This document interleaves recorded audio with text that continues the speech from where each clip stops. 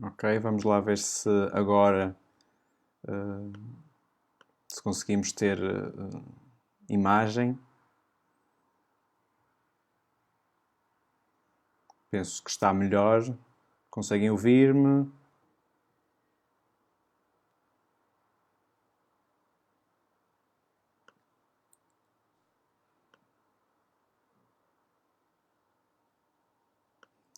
Ok, então vamos aqui recomeçar um pouco neste webinário com estes problemas técnicos que testam a minha reação ao stress e ansiedade.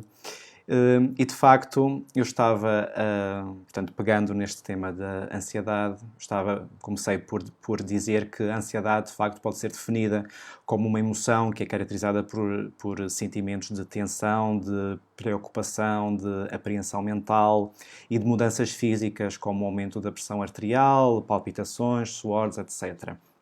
E de facto, corriqueiramente, nós por vezes usamos o termo ansiedade da mesma forma que usamos o termo stress, e eles não são de facto a mesma coisa. Portanto, o stress é uma reação do corpo a um evento estressante e ameaçador, e portanto é uma experiência de curto prazo, enquanto que a ansiedade é uma perturbação sustentada e que é de facto e pode ser de facto desencadeada pelo stress. E portanto a ansiedade não desaparece quando a ameaça desaparece. Ela permanece a longo prazo e pode causar prejuízos significativos em várias áreas, nomeadamente sociais, ocupacionais ou noutras áreas importantes do funcionamento do sujeito.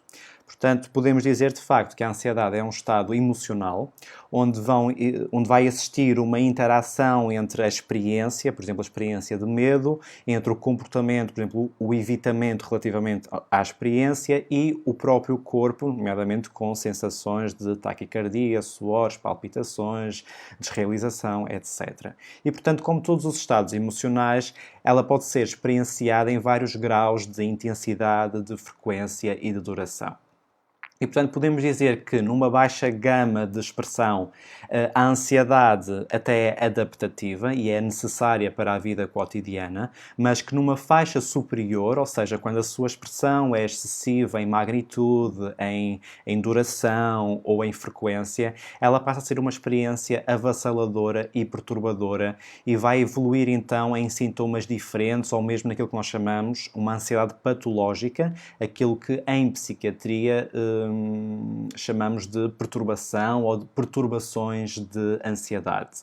E estas perturbações que representam várias formas de ansiedade são, no fundo, caracterizadas por sentimentos excessivos e persistentes de medo, de ansiedade, de alterações comportamentais que estão relacionadas entre si e que interferem, em última instância, com o funcionamento da pessoa e esta é a grande marca realmente daquilo que é a ansiedade patológica e normal, é que causa um sofrimento significativo. E, portanto, de acordo com um dos mais conhecidos manuais de diagnóstico, que é o Manual de Diagnóstico e Estatística das Perturbações Mentais, ou o DSM-5, na sua última, que é a quinta edição, e existem, de facto, várias perturbações de ansiedade. E as mais importantes e aquelas que são mais comuns na população adulta são aquelas que podem ver aqui ao lado. Portanto, temos a perturbação de pânico, a perturbação de ansiedade generalizada, a perturbação da ansiedade social, a fobia específica, a agorafobia. Esta agorafobia, portanto, muitas vezes acompanha outras perturbações de ansiedade, nomeadamente a perturbação de pânico, e ela é caracterizada pelo medo e pela ansiedade de situações ou de locais cuja saída seja difícil ou em que a ajuda possa não estar disponível no caso da ansiedade intensa se desenvolver. E, apesar de todas estas perturbações de ansiedade compartilharem em algum grau sintomas comuns, elas são entidades diferentes e, portanto, também têm abordagens distintas. Comecemos, por exemplo, pela perturbação de pânico. A perturbação de pânico é uma condição que é caracterizada por ataques de pânico que são repetidos durante o período mínimo de um mês.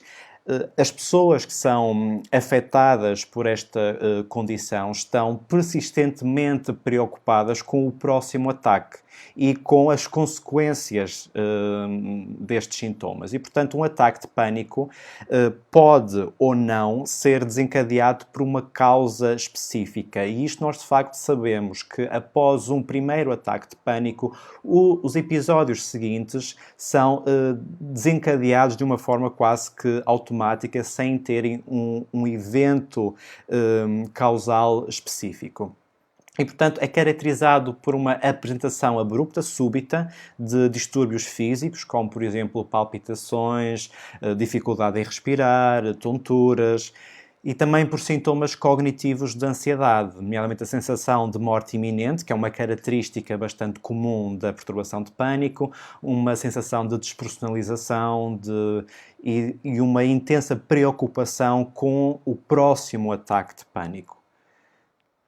Seguindo para a perturbação de ansiedade generalizada, portanto, ela é caracterizada por preocupação excessiva, nervosismo, fadiga, problemas de concentração, agitação, sintomas físicos, alterações do sono, e isto ao longo de alguns meses. Portanto, frequentemente o conteúdo do pensamento ansioso vai girar em torno de assuntos do dia-a-dia, do cotidiano. Portanto, tudo pode consistir um motivo de preocupação. Saúde, relacionamentos, trabalho e acontecimentos futuros. Indivíduos que sofrem de perturbação da ansiedade social, por sua vez, vão temer o julgamento negativo em contextos sociais. Isto vai gerar sentimentos de inadequação, evitamento destes contextos, onde de facto o desempenho pode ser julgado, como por exemplo participar numa aula, fazer uma apresentação oral, ter uma reunião importante, etc. E, portanto, tendem a concentrar-se na maneira como os outros os veem e os sintomas são graves o suficiente para causarem, então, um impacto negativo na vida social e de relação desta pessoa. Relativamente às fobias específicas, este último grupo, como o próprio nome indica, existe um medo que é significativo e persistente, excessivo e também irracional na presença ou na antecipação de um objeto ou de uma situação que a pessoa vai tentar a todo custo evitar. E, portanto, de um ponto de vista mais específico, este grupo das fobias organiza-se basicamente em 5 conjuntos. Animais, ambiente natural, por exemplo, medo de alturas, de água, fobia de sangue, de injeção e de ferimentos, terceiro grupo. Quarto grupo, fobias situacionais, por exemplo, aviões, elevadores, lugares fechados. E o quinto grupo é um grupo mais amplo que inclui outros tipos menos comuns, como, por exemplo, engasgar-se, vomitar, ruídos, etc. E, de facto, sabe-se hoje em dia que múltiplos fatores interrelacionados estão envolvidos no desenvolvimento da ansiedade patológica. E estes fatores podem ser categorizados em vulnerabilidades biológicas e genéticas, portanto, o corpo biológico, genético, a herança genética, em vulnerabilidades psicológicas, por exemplo, experiências na infância, que muitas vezes são experiências de trauma, e também por estímulos e por influências do próprio ambiente onde a pessoa se insere e se desenvolve. Portanto, uma vez que as vulnerabilidades biológicas e psicológicas existam, qualquer desafio dentro do ambiente onde a pessoa se insere pode agir, pode atuar como um gatilho para o despoletar da ansiedade. E isto leva-nos então a uma questão que eu ouço muitas vezes, que é: mas porquê é que eu sofro de ansiedade e aquela pessoa não? Porquê é que isto acontece comigo? E, de facto, isto tem uma explicação lógica. Podemos dizer que existe um processo de 4 etapas que nos fornece uma visão geral e estrutural para percebermos melhor o sofrimento e o desenvolvimento da ansiedade patológica. E, portanto, se dividirmos isto em etapas, vamos ter numa etapa inicial aquilo que nós chamamos de um sistema dormente ou adormecido, ou seja, o sistema causal está adormecido e sintomas como, por exemplo, evitar situações sociais ou ataques de pânico simplesmente não existem. Os sistemas dormentes vão existir num estado de possibilidade, de probabilidade. Embora os sintomas não estejam presentes, um evento estressor externo pode estimular o sistema de tal forma que um ou vários sintomas podem ser ativados. E, portanto, há uma vulnerabilidade biológica ou psicológica ativa, como eu já referi, mas o sistema ainda não manifestou sintomas, até porque até o momento não houve nenhum gatilho. Passando para uma segunda etapa, podemos então ter aquilo que nós chamamos de ativação dos sintomas, onde um ou mais estressores externos podem levar à ativação deste sistema causal. E estes estressores podem incluir muita coisa. Podem incluir eventos adversos de vida, mudanças ambientais ou biológicas, e todos eles, independentemente de quais sejam, vão partilhar esta capacidade de estimular um sistema que até então estava adormecido, estava dormente. E, portanto, a partir daqui vão ativar um ou mais sintomas neste sistema que depois vão ter tipo aquilo que nós chamamos de um efeito dominó. Numa terceira etapa, vamos ter então este dominó em si, esta disseminação dos sintomas, e há esta disseminação devido às relações causais que existem entre eles, e esta ativação inicial tem então o potencial de iniciar um efeito em dominó à medida que os sintomas se espalham e mais componentes deste sistema vão sendo ativados. Um dos aspectos fundamentais aqui pode ser aquilo que nós chamamos de ruminação mental. O facto de pensarmos incessantemente sobre algo que já aconteceu com uma atitude de julgamento e de autorrecriminação, o que vai eventualmente alimentar o evento que entretanto até já cessou, mas vai gerar o medo de que novos eventos semelhantes voltem a acontecer. E podemos entrar assim então numa quarta etapa em que há uma manutenção destes sintomas. Ou seja, com o passar do tempo já não há estressor, o estressor externo foi removido, mas o sistema entrou num novo estado. Ou seja, em vez de retornar ao estado inativo, ao estado dormente, o sistema agora entrou num estado alterado e persistente de ativação dos sintomas. E a causa desta ativação não é mais o estressor social, biológico, etc., mas os próprios sintomas em si. Por outras palavras, ou seja, as relações que se reforçam mutuamente entre os sintomas vão ser fortes o suficiente para manter um estado ativo do sistema, mesmo na ausência de um evento causal. E, portanto, neste ponto, temos então o desenvolvimento daquilo que em psiquiatria se chama de uma perturbação de ansiedade propriamente dita. E quando falamos de ansiedade, depressa vamos aceder a um conjunto de sintomas somáticos, físicos, que são de facto bastante limitadores e impactantes por estarem associados a altos níveis de ansiedade. E este é um ponto bastante importante, porque a atenção consciente do corpo pode ajudar a perceber melhor a ansiedade e a lidar com estes sintomas. E quando falamos de corpo, falamos de algo bastante importante que está aqui escrito neste slide, que é a introceção. O termo introceção é definido como a sensação de sinais de dentro do próprio corpo, com ênfase nas informações que provêm dos órgãos viscerais, ok? E do próprio sistema cardiovascular também. Ou seja, em termos mais amplos, isto pode ser definido como o sentido da condição fisiológica do corpo. E a consciência introcetiva é bastante influenciada por vários processos. processos como a atenção, a interpretação, a avaliação, as memórias, as crenças, os condicionamentos, atitudes, afetos.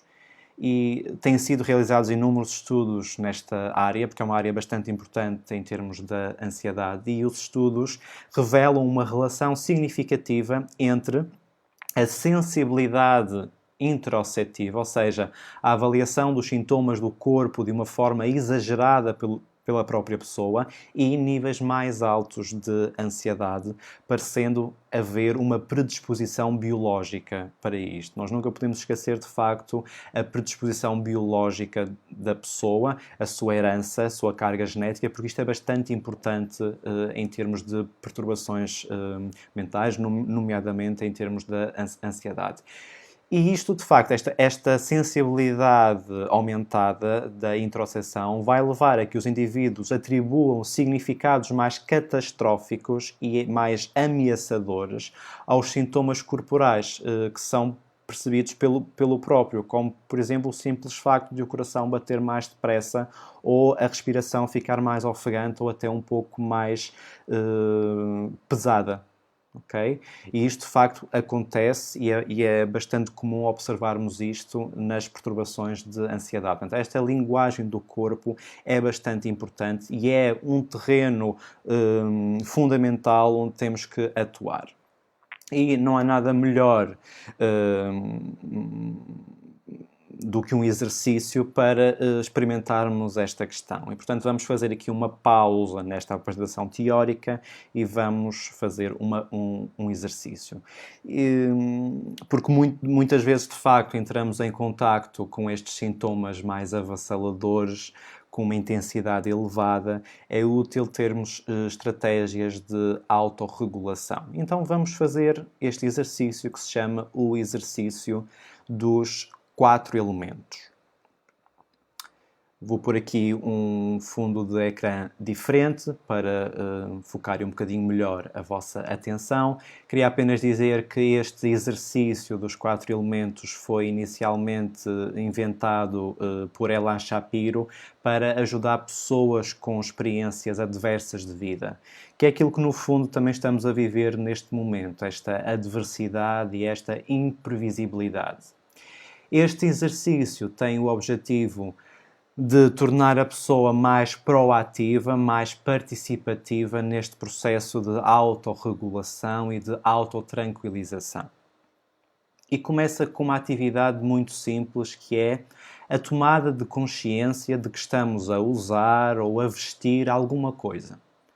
Pode ser uma pulseira, um relógio, qualquer coisa que capte a nossa atenção. E quando se der conta deste adereço que está a usar, vamos fazer uma paragem e vamos avaliar, neste momento, de 0 a 10, qual é o nosso nível de perturbação. Sendo que 0 significa não tenho perturbação nenhuma neste momento e 10 é o máximo de perturbação que podemos experimentar. E é interessante observar que a pessoa que sofre de ansiedade, ela acostuma-se a um nível basal de ansiedade alto e nem se dá conta, muitas vezes, de que está ansiosa. Por isso, este objeto externo, este adereço, ajuda-nos neste momento a avaliar o nível de perturbação que sentimos agora. É um lembrete. E, portanto, uma vez que este nível seja elevado, vamos então ajudar com 4 elementos a reduzir este nível de ativação. E estes 4 elementos são a terra, o ar, a água e o fogo.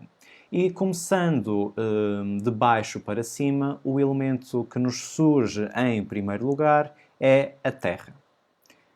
E a terra significa a importância de nos sentirmos enraizados.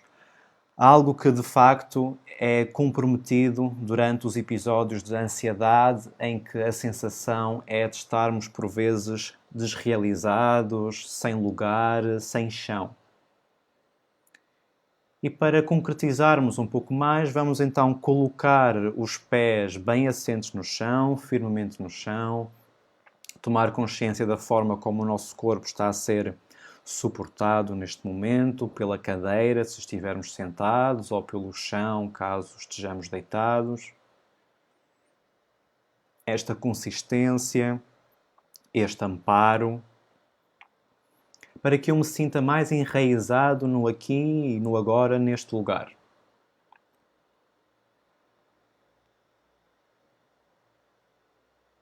E este, portanto, é o primeiro elemento, este enraizamento, este contacto com o chão, com a terra. O segundo elemento é o ar. Portanto, o que é que acontece quando uma pessoa está muito ansiosa? Normalmente sente-se sem ar e luta para tentar obter mais oxigênio e, portanto, força a respiração. Mas, fisiologicamente, aquilo que observamos é que a capacidade pulmonar já alcançou o seu limite e que aquilo que a pessoa de facto precisa aprender é a colocar o ar para fora, a soltar. E uma forma simples de fazermos isto é adotarmos uma técnica respiratória que se chama de 4-4-8-4. Ou seja, vamos inspirar em 4 segundos, segurar em 4 segundos e soltar em 8 segundos. De preferência, o foco desta respiração deverá estar na zona do diafragma. É como se eu quisesse esvaziar este ar residual que fica nos pulmões. Depois destes 8 segundos, espero mais 4 segundos e começo novamente este ciclo respiratório. Então, apenas para recapitular, eu inspiro em 4,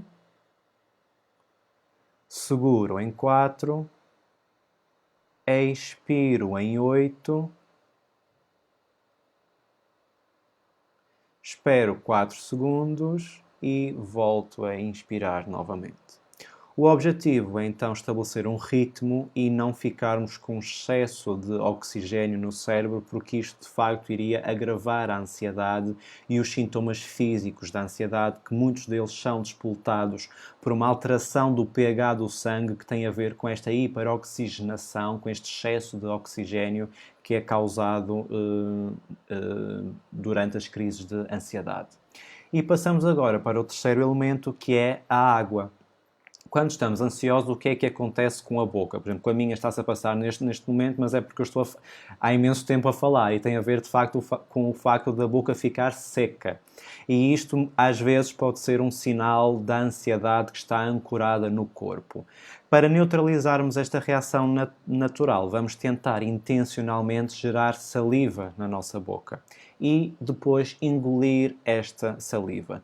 Se não for possível fazermos isto, vamos beber então um pouco de água. Porque o reflexo da deglutição, portanto, o engolirmos, faz parte, portanto, é um reflexo do sistema nervoso autónomo, que é um ramo do sistema nervoso. Portanto, este sistema nervoso autónomo tem duas vertentes, o simpático e o parasimpático, e ao deglutirmos vamos estar a ativar este ramo parasimpático, que é responsável por um processo de maior tranquilização e por maiores sensações de relaxamento. E chegamos então ao último elemento, que é o fogo.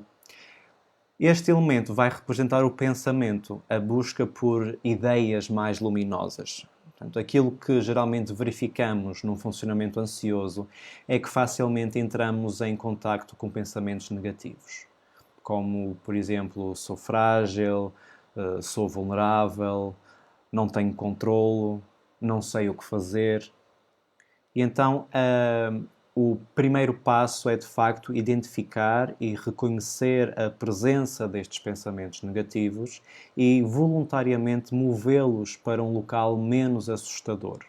Ao mesmo tempo que vamos colocar também pensamentos um pouco mais positivos, como, por exemplo, faço o melhor que posso, ou estou a tentar conhecer-me, ou estou à procura de me saber tranquilizar, ou então, se não conseguir agora, posso repetir novamente mais tarde. Portanto, frases que sejam mais compassivas, mais construtivas, mais positivas. Depois deste percurso de terra, ar, água e fogo, vou avaliar novamente, de 0 a 10, qual é o meu grau de perturbação.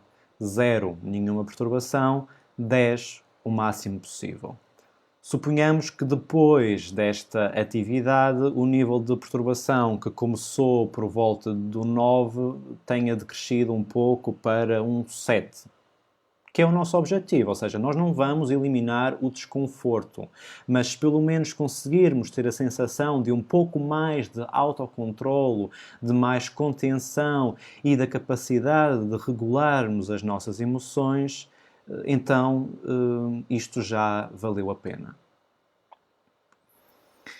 Então este é um exercício e como tal deve ser exercitado, ok? Vamos levar o nosso cérebro ao ginásio, ou seja, ele tem de ser feito 1, 2 ou 3 vezes por dia para que mais rapidamente nos consigamos autorregular e nos sintamos mais enraizados.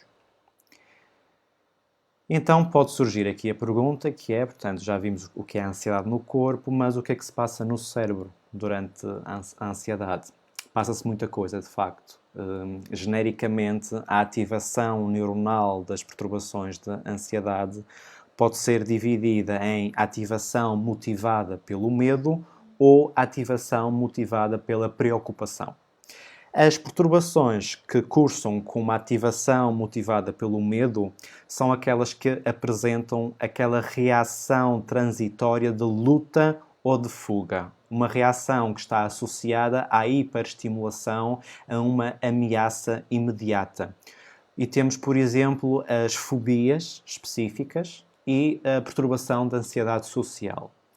Por outro lado, as perturbações causadas por perturbações, por stress, são aquelas que vão apresentar períodos mais extensos de apreensão, de preocupação, desespero com o futuro, ou com situações hipotéticas que nem sempre podem ser claramente definidas. E aqui temos, por exemplo, a perturbação da ansiedade generalizada e a perturbação de pânico que se inserem neste sistema de ativação neuronal. A fisiopatologia das perturbações de ansiedade é marcada em termos de estruturas cerebrais por anormalidades em algumas estruturas, em algumas áreas do cérebro, de facto. Áreas relacionadas com o processamento emocional, como uma zona que se chama amígdala, outra que se chama ínsula, e estruturas de regulação emocional, uma estrutura chamada de córtex pré-frontal e também de outra zona que se chama hipocampo. Okay? Portanto, temos aqui uma pequena imagem do cérebro e realmente destas áreas importantes na ansiedade. E estamos a fazer esta viagem e já percebemos o que é que se passa no corpo, o que é que se passa no cérebro e, relativamente às nossas emoções, o que é que mais se passará. Ou seja, nós sabemos que a ansiedade tem como base uma emoção de medo, mas não é incomum as pessoas relatarem que também sentem uma tristeza profunda quando estão ansiosas ou quando têm uma perturbação de ansiedade. E isto deve-se ao facto de as perturbações de ansiedade surgirem muitas vezes associadas a quadros depressivos.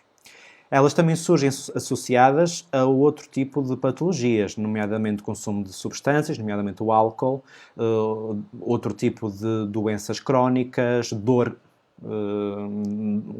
Processos de dor sustentados ao longo do tempo também estão muito associados a perturbações de ansiedade e, portanto, esta apresentação dupla vai, ou seja, de ansiedade e depressão, ou ansiedade e outra perturbação mental ou física qualquer, vai favorecer o impacto negativo da doença, como também vai agravar em termos de prognóstico e vai tornar a abordagem e o tratamento mais difíceis. Na população mais jovem, aquilo que se verifica muitas vezes, e na grande maioria dos casos, é que os adolescentes e o jovem adulto vão apresentar 2 ou mais perturbações de ansiedade em simultâneo. ok? E isto é preciso ter em conta na hora de fazermos uma abordagem. Não podemos não ter apenas uma perturbação da ansiedade social, por exemplo, mas também podemos ter uma perturbação de pânico ao mesmo tempo, e é importante percebermos de que é que estamos a falar para podermos agir de uma forma correta. E, de facto, a ciência ocidental ajuda-nos a entender a ansiedade sob esta lente mais sintomática, onde constelações de sintomas vão corresponder a grupos ou a perturbações, aquilo que nós designamos de diagnósticos, ok? Mas não nos podemos esquecer que, por vezes, ter um diagnóstico pode ser muito mais limitativo do que os próprios sintomas. Portanto, cuidado com os rótulos, porque os rótulos muitas vezes também despoletam sintomas. E isto talvez nos leve a uma outra questão que é transversal, não só às perturbações de ansiedade, como talvez a qualquer tipo de perturbação mental. E, de facto, é mais fácil pensarmos na ansiedade como uma forma de sofrimento. E o sofrimento pode incluir todos os tipos de infelicidade. Preocupações, humor mais deprimido, raiva, arrependimentos, qualquer coisa. Ou seja, não importa quão subtil, desde que impeça de viver uma vida feliz e realizada, é sinónimo de sofrimento. E neste ponto, talvez nos possamos questionar, então, qual é a causa do sofrimento? E a resposta talvez seja a ignorância. De que forma? Por exemplo, nós podemos saber que os pensamentos preocupantes fazem com que soframos, mas, todavia, continuamos a repetir esses pensamentos na nossa mente, mesmo que esse facto não mude nada daquilo que aconteceu no passado e provavelmente não vai evitar que aconteça no futuro. Podemos também saber que uma certa amizade é tóxica para nós, mas ainda assim damos mais uma oportunidade na esperança que a pessoa mude. Quem fala numa amizade, fala numa relação amorosa também. Podemos saber que certos alimentos, certas bebidas ou drogas não são boas e que vão causar sofrimento, mas ainda assim continuamos a consumi-las. E, portanto, o facto de decidirmos ignorar todas estas coisas leva ao sofrimento. E é por causa da nossa ignorância que nos continuamos a preocupar em demasia com as coisas. Então, talvez devamos entender que os nossos problemas não existem fora de nós mesmos, mas fazem parte da nossa mente que experimenta sentimentos desagradáveis. E se a ignorância é um destes ingredientes, eu gostaria então de adicionar mais um, que é o controle. E, na verdade, ignorância e controle estão interligados. É pela ignorância da inevitabilidade da vida que continuamos a querer controlar, a querer segurar as experiências. E a tensão que isso gera vai inevitavelmente acarretar sofrimento, que pode ser sentido como ansiedade e ansiedade patológica. Quando pensamos sobre o futuro, temos, de facto, esta ignorante sensação que, ao fazê-lo, estamos a controlar aquilo que pode acontecer, a evitar o mal e a segurar a felicidade. Mas não nos enganemos, porque tanto o afastamento, a rejeição, o evitamento, quanto o segurar ao máximo uma experiência, porque não queremos que ela acabe, porque é boa demais, ambos vão gerar um sofrimento imenso. Okay? A verdade é apenas uma. Todas as coisas, todas as experiências que ocorrem têm uma vida própria e por isso vão ter um início, um meio e um fim. E isto é verdade para os nossos pensamentos, para as nossas emoções e para as nossas sensações físicas. E talvez se fizermos as pazes com esta verdade vital, de que tudo o que tem um início tem um fim, talvez possamos descansar um pouco mais no nosso espaço mental. E, de facto, enquanto seres humanos, temos muito medo da incerteza. Não queremos estar errados ou incertos sobre nada. Então começamos a analisar e a sobreanalisar as coisas, o que vai gerar, de facto, angústia e preocupação. E quando falamos aqui de controlo, podemos ter dois tipos básicos de controlo. O controlo primário, que basicamente é sobre tentar mudar o mundo ao nosso redor, e o controlo secundário, que significa ajustarmos àquilo que acontece em redor. E aquilo que a investigação, que os estudos têm revelado, é que as pessoas que têm um nível mais alto de controlo secundário apresentam maior satisfação com as suas vidas. E de facto, isto parece paradoxal, mas não é. Deixar de controlar, deixar ir, é um momento em que decidimos controlar esta opção que é não controlar. E, portanto, temos aqui, de facto, este controle secundário ou este meta-controlo, digamos assim. E isto é uma experiência que pode ser, de facto, life-changing, pode mudar as peças deste sistema. E, portanto, se quisermos experienciar o controlo sem a vivência da ansiedade, vamos ter que dirigir o olhar para dentro e não para fora. E aceitar que simplesmente não podemos controlar tudo. E isto, então, pode-nos colocar aqui mais uma grande questão, que é como tratar então as perturbações de ansiedade, ou melhor dizendo, como é que percorremos ou como é que podemos percorrer o caminho que pode levar ao fim do sofrimento. Por um lado, vislumbrando o problema das perturbações de ansiedade sob o ponto de vista sintomático e médico, temos a intervenção farmacológica, que é realizada com medicamentos vulgarmente, embora erradamente, chamados de antidepressivos, que são os clássicos inibidores seletivos da recaptação da serotonina. Tem este nome enorme. E que vão atuar nos nossos receptores cerebrais da serotonina, entre outros neurotransmissores, e vão modificar e corrigir esta transmissão neuroquímica em áreas específicas do nosso sistema nervoso. E, de facto, quando falamos de serotonina, falamos de um neurotransmissor que está envolvido também em outro tipo de perturbações, como, por exemplo, nas perturbações do humor, nomeadamente a depressão. Da mesma forma que também está envolvido nas perturbações da ansiedade, perturbações obsessivo-compulsivas, entre outras. Daí este uso dos antidepressivos em vários tipos de perturbações psiquiátricas. E disto também advém um facto que muitas vezes não é esclarecido, de este ser um dos grupos medicamentosos mais prescrito. Às vezes nós vemos por aí notícias de que os antidepressivos são prescritos em grande número em Portugal.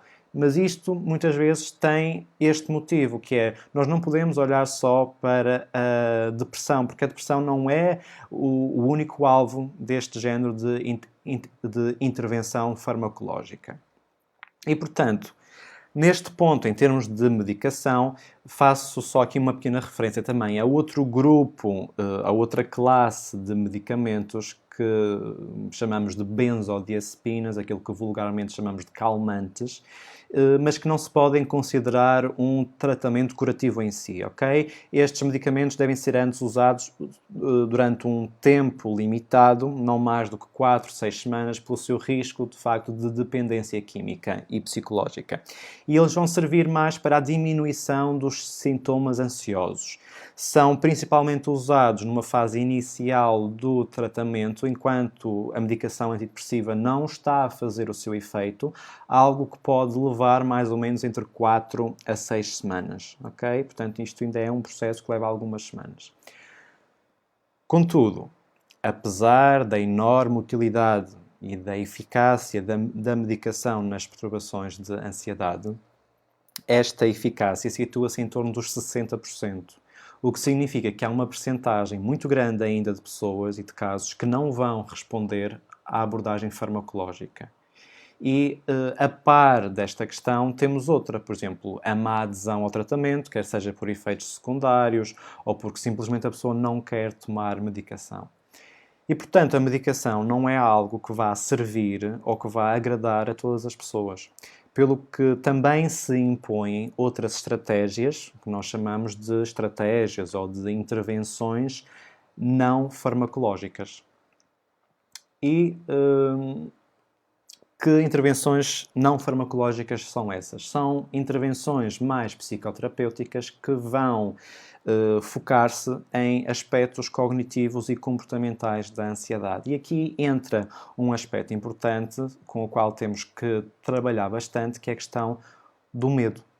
Então, explorando como é que podemos trabalhar o medo sob o ponto de vista da jornada de desenvolvimento pessoal, porque de facto o medo é uma emoção que está na base da ansiedade. E aqui a pergunta que eu faço neste momento é como é que podemos caminhar neste percurso ou neste caminho do medo. E o medo, de facto, não é uma questão simples. De muitas maneiras, o medo restringe as nossas vidas. É algo que nos aprisiona, que nos condiciona a liberdade e, de facto, talvez se consiga identificar com esta imagem de estar preso ou presa pelo seu próprio sintoma. Okay? E, portanto, o medo também é uma ferramenta de opressão. E, por causa do medo, fazemos muitas coisas prejudiciais, quer individualmente, quer coletivamente. E, de facto, o medo é algo complicado e é um tema complicado. E todos nós temos os nossos medos do dia-a-dia. Medo de um acidente, de um mau diagnóstico de saúde, medo de que nos aconteça alguma coisa a nós ou aos outros. Mas há uma corrente de medo que se esconde por detrás de muitos dos nossos hábitos. E é por isso que é tão difícil estarmos parados, quietos, sem fazermos nada em particular, sem que nos sintamos nervosos e inquietos. De facto, há um medo inerente de estarmos parados, de estarmos quietos. E isto é porque a nossa mente é talvez bastante povoada por pensamentos. Nós sentamo-nos e tentamos acalmar a mente, mas parece que às vezes ela apenas se agita e que produz quantidades enormes de pensamentos, pequenos, grandes, várias cores, pensamentos mais viscosos. E porquê? E muitas vezes a resposta é por causa desta corrente de medo. É como se tivéssemos que manter sempre as coisas em movimento, sempre a funcionar. Temos que nos distrair em algum nível fundamental. Temos que manter um ritmo porque pode ser assustador pensar em parar. E o medo pode ter dois extremos. Num extremo, congelamos, ficamos petrificados, como uma rocha. E no outro extremo, entramos em pânico. Corremos, fugimos. Congelar ou entrar em pânico. Congelar ou entrar em pânico. Dois extremos. Então, talvez aqui a questão é como é que encontramos o caminho do meio, o caminho que passa a meio destes dois extremos. E este, de facto, pode ser um caminho estreito, na qual observamos diretamente a própria experiência. Examinamos o medo e vamos dissecar os seus componentes. Onde acontece, qual a sensação quando sentimos medo, que tipo de pensamento é que percorre a nossa mente quando estamos num estado de medo, qual é o nosso padrão específico. Estamos a entrar em pânico, estamos a congelar, estamos a tentar consertar tudo, ficamos com raiva ou com outra emoção. Portanto, nesta fase do caminho, este caminho do meio, vamos tentar entender a experiência e decompô-la em todas as suas peças. E para fazermos isto, é útil vermos as coisas à medida que elas surgem antes que se tornem ativas. Até porque neste ponto não vamos poder fazer muito por elas. Experimente pedir a alguém que tenha calma a meio de um ataque de pânico ou que tente controlar a sua respiração. Não vai resultar, ok? Há momentos-chave para fazermos isto. E é quando notamos que os sintomas estão ali a começar, mas ainda não atingimos um nível muito ativo. E, de facto, temos aqui algo importante neste aspecto e que também é um dos temas deste webinário, que são as intervenções mente-corpo. E, de facto, na prática de meditação, aquilo que conseguimos é diminuir a velocidade das coisas. E isto permite que possamos ver este surgimento dos sintomas de uma maneira mais subtil. Compreender, examinar, conhecer, diminuir a velocidade. Portanto, estes são os primeiros passos neste trabalho com o medo. Este começo do caminho para um destemor, digamos assim.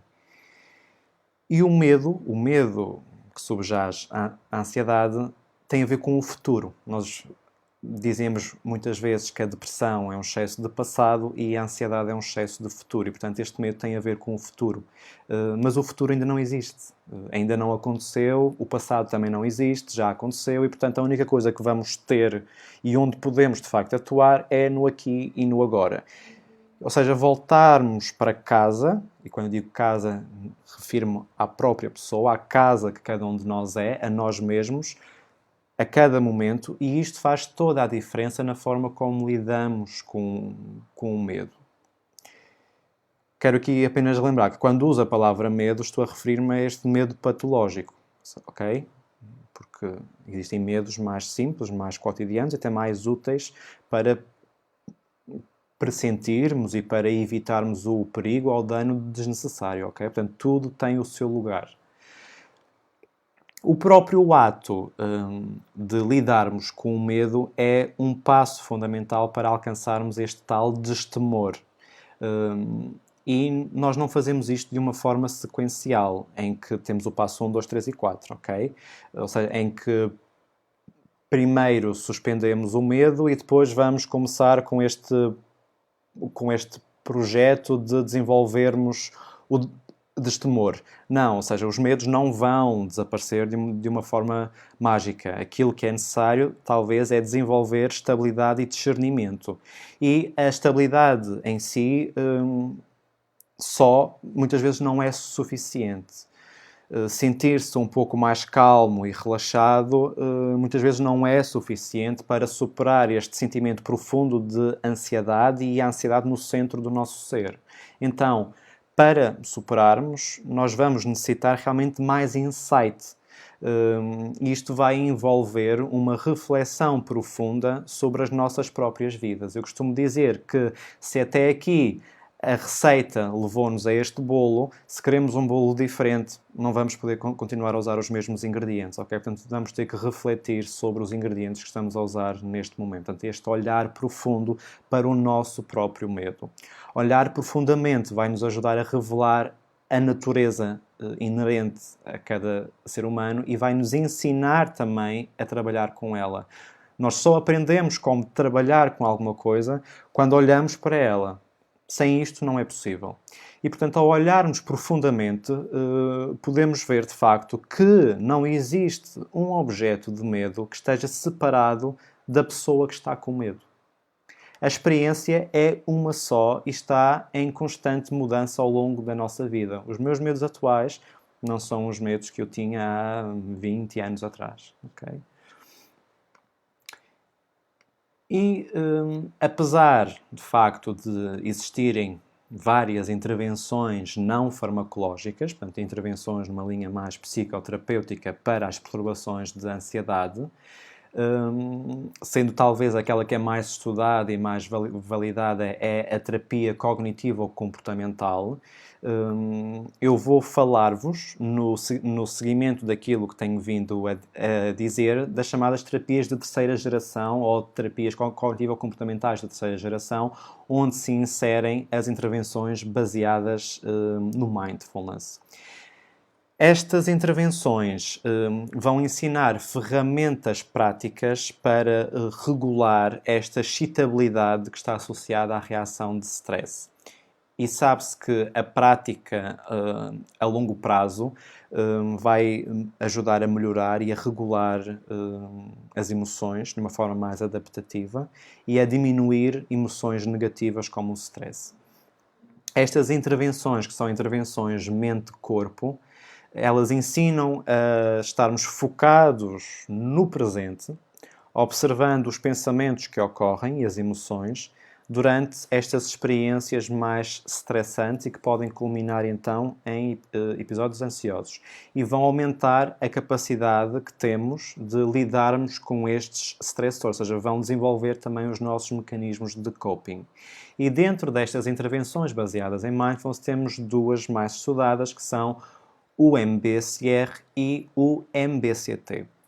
O MBSR, ou seja, o Programa de Redução de Stress baseado em Mindfulness, no fundo é um programa psicoeducativo, vivencial, de 8 semanas, que tem sessões semanais e cada sessão dura mais ou menos 2 horas e meia e que vai incluir práticas de meditação e também de conexão ao corpo, de estiramentos conscientes baseados em Hatha Yoga. O principal objetivo do MBSR é ensinar a aceitação do momento presente, permitindo aos participantes a aprendizagem de que os pensamentos vão e vêm de uma forma livre, sem necessidade de os segurarmos ou de os controlarmos. E este trabalho no julgamento e no stress ajuda de facto a reduzir a intensidade dos sintomas de ansiedade, e nisto os estudos que têm sido feitos, que são imensos, têm sido consensuais. O MBCT, ou a terapia cognitiva baseada no mindfulness, é um programa mais recente e baseado no MBSR, mas que é mais dirigido para quadros depressivos recorrentes, embora tenha alguns estudos também no campo da ansiedade, até porque muitas vezes, como eu já disse, há uma associação entre estas duas patologias. Tanto o MBSR como o MBCT incluem treinos similares de mindfulness. Contudo, como eu referi, o MBCT vai focar mais o processo negativo e ruminativo que é típico das perturbações depressivas. Então, os pensamentos e as emoções perturbadoras não vão ser suprimidos ou ignorados. Vão ser notados e observados tal como ocorrem, com uma atitude de aceitação da realidade. E esta estratégia vai conduzir, no fundo, a uma melhor percepção e a uma maior consciência, permitindo talvez uma aplicação de mais respostas adaptativas, ou seja, adaptadas à situação em si, respostas de exposição e não de evitamento, que vão permitir uma mudança na forma como percepcionamos a experiência e como também reinterpretamos os sintomas corporais sem os interpretarmos então de uma forma catastrófica. Aquilo que nós sabemos é que com a prática regular destas intervenções e dos exercícios de mindfulness, isto altera de facto a forma que nós temos de lidarmos com os sintomas, não só com os sintomas, como também com os pensamentos e com as emoções e com as sensações físicas. E, portanto, facilita, de uma certa forma, a mudança de esquemas e de padrões cognitivos, padrões emocionais e de comportamento, o que vai, em último caso, levar àquilo que nós queremos, que é uma melhoria da saúde, uma melhoria da qualidade de vida e da interação social e da vida em comunidade. E, portanto, estou aqui a falar-vos sobre ansiedade, formas de sentir a ansiedade, formas de abordar a ansiedade e, uma vez mais, é a altura de pararmos, de deixarmos de lado a teoria e de entrarmos numa prática, ok? Numa prática necessária, que é uma prática que nos permite levarmos a atenção ao corpo, e o corpo é um objeto fundamental na abordagem da ansiedade. E, portanto, vamos, uma vez mais aqui, mudar do meu vídeo para uma imagem menos estimulante. Vamos começar por adotar uma postura confortável, uma posição sentada, deitada ou de pé. Uma postura que permita estarmos alerta, mas relaxados e que simboliza a nossa própria dignidade. E fechando os olhos ou mantendo-os parcialmente abertos, focando um ponto a uma distância mais ou menos de 1 metro, conforme for mais confortável, e permitindo uma respiração mais profunda, tomando consciência de que o corpo se encontra a respirar.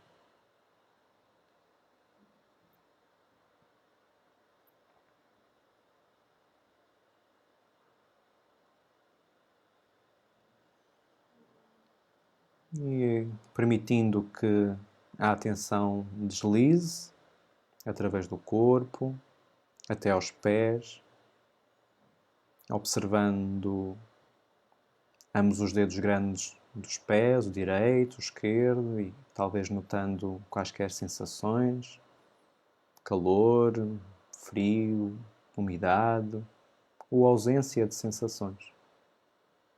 O que quer que surja no campo da nossa atenção e convidando-nos a viver essa experiência.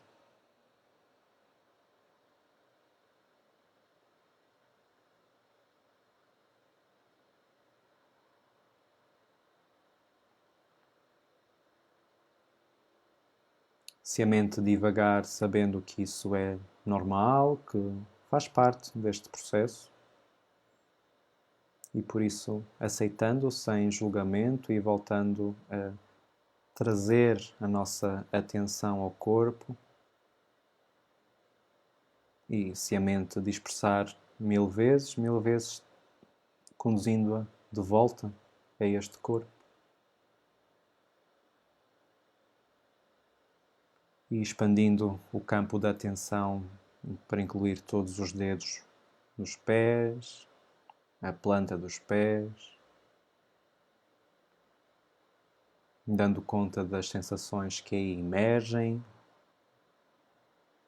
ou das sensações que se dissolvem ou até a ausência de sensações.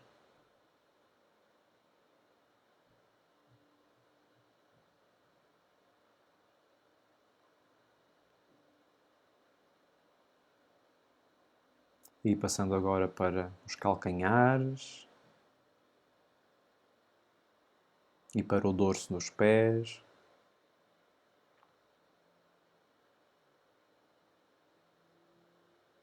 E se não notar qualquer sensação, não se preocupe, porque também isso faz parte da experiência do momento e, portanto, não é necessário forçarmos nenhuma sensação.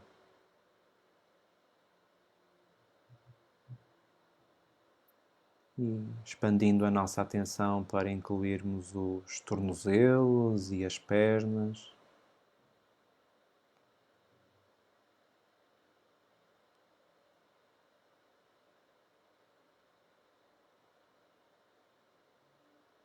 A barriga das pernas.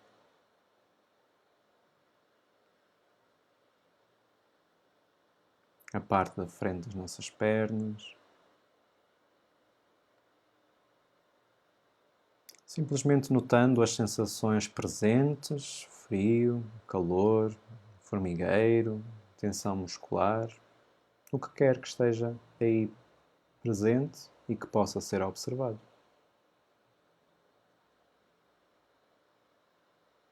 E passando para os joelhos, aos lados, à frente, a escavação posterior dos joelhos.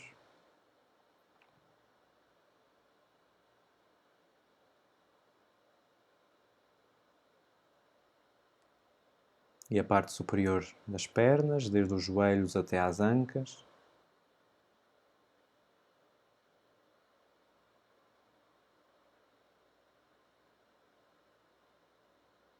Observando a zona da bacia, região anal, genital. E sabendo que se surgirem pensamentos apenas podemos notar a sua presença e deixá-los ir, tal como ondas na praia que vêm e vão. E assim voltamos a focar a nossa atenção no corpo.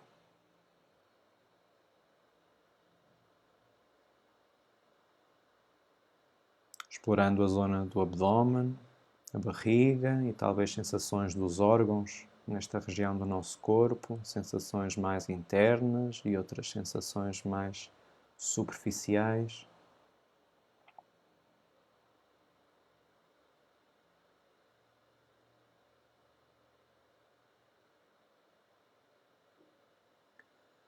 O peito e sensações do bater do coração, talvez da própria respiração nesta zona.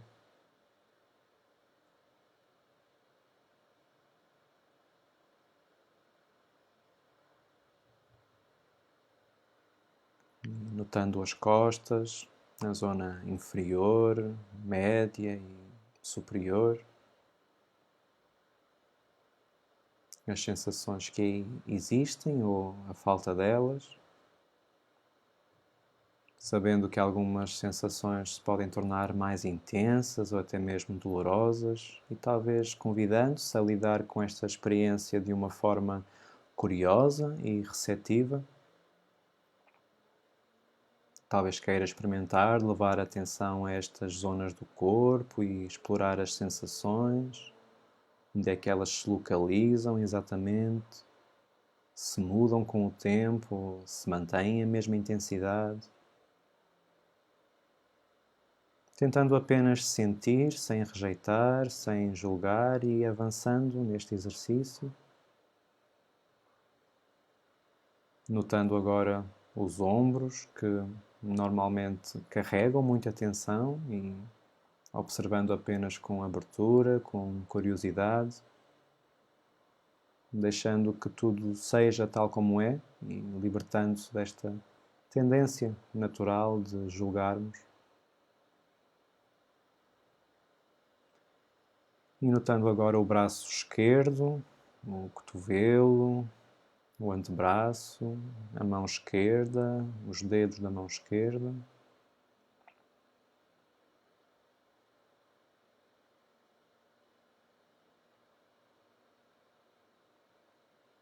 E agora o braço direito, o cotovelo, o antebraço, a mão direita e os dedos da mão direita.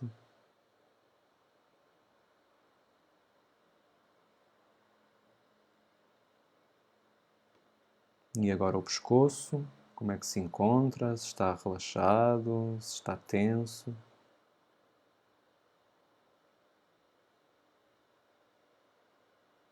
Consegue sentir o ar a passar pela garganta à medida que respira.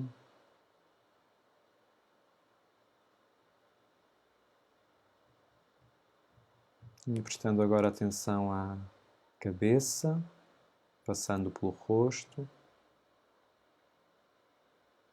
Os maxilares, que também acumulam muita tensão.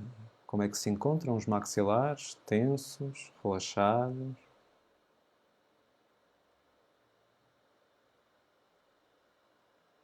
Sentindo agora a boca, os lábios, os dentes, a língua. E se podemos notar aí alguma sensação.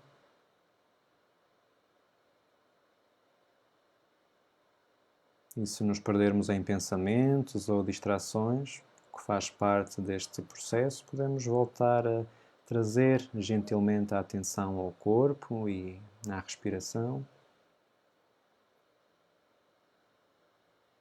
Levando agora a atenção para o nariz, sensações da respiração nas narinas, os olhos, as sobrancelhas, a testa, o couro cabeludo, a nuca e talvez toda a nossa cabeça.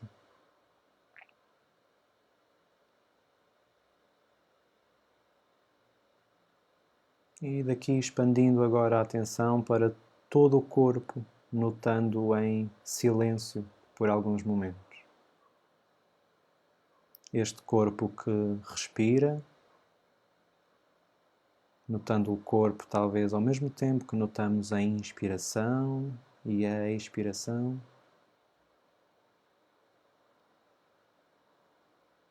O ar que entra e o ar que sai do nosso corpo.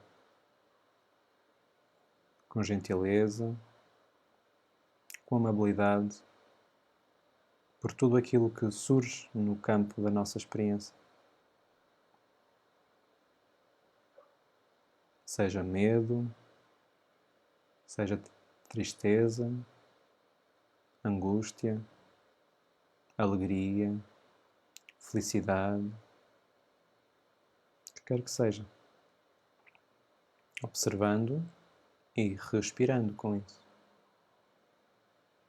Sem que seja necessário fazer alguma coisa por isso.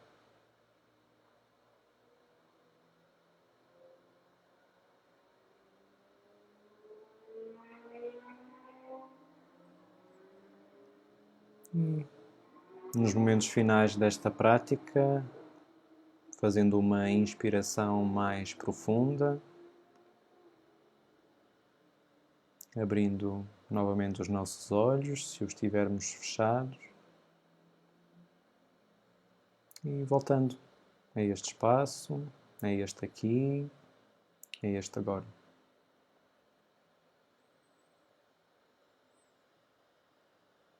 E pronto, chegamos desta forma ao fim deste webinário, com este tema que para mim também foi desafiante, falar sobre a ansiedade. Não é um tema fácil, é um tema muito extenso. Espero que estejam bem neste momento, talvez menos tensos do que quando começamos. Se houver alguma questão, podem escrevê-la, ok? Eu poderei responder mesmo depois deste webinário acabar. Geralmente costumam existir muitas questões sobre a ansiedade.